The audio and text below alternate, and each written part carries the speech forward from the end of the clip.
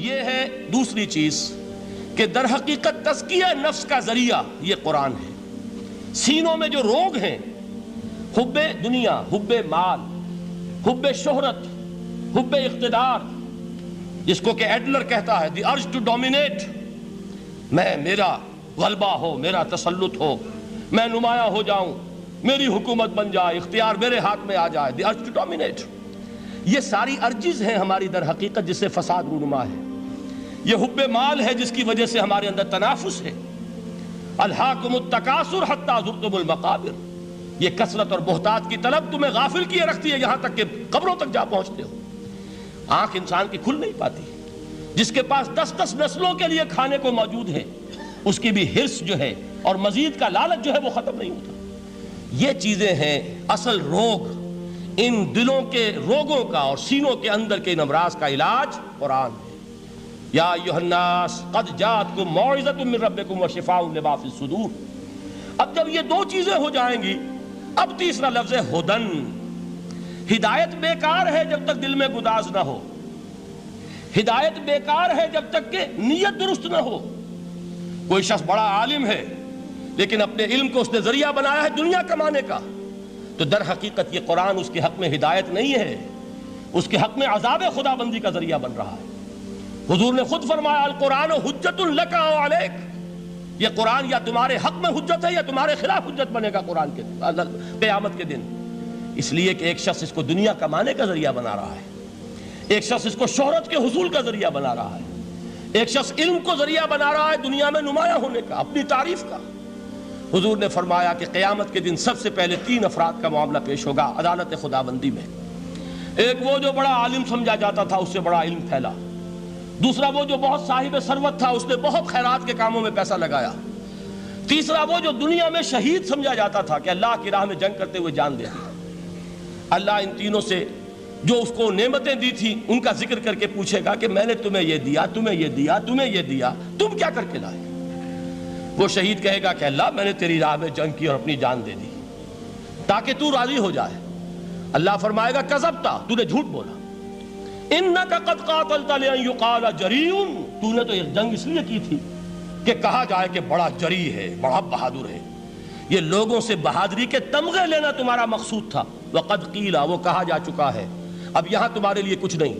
اور فرشتوں کو حکم ہوگا اور وہ اوندے منہ اس کو گھسیٹتے ہوئے جہنم میں جھونک دیں۔ دنیا میں شہید سمجھا جا رہا ہے، آخرت میں جہنمی ہے۔ یہی حال اس عالم کا ہوگا، یہی حال اس دولت مند کا ہوگا۔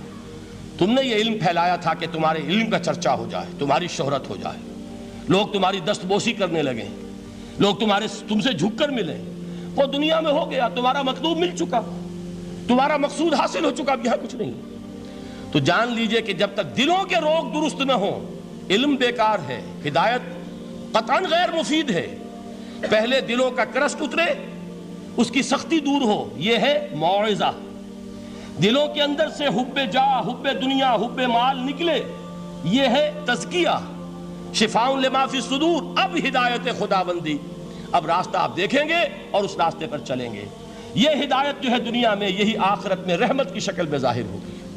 جنہوں نے اس قرآن کی ہدایت سے فائدہ اس دنیا میں اٹھایا، آخرت میں رحمت خداوندی کی بدلیاں ان پر سایہ کریں گی۔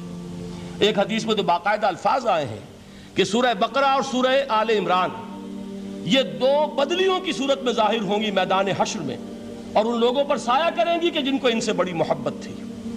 یہ 4 الفاظ نوٹ کر لیجئے اسی ترتیب کے ساتھ۔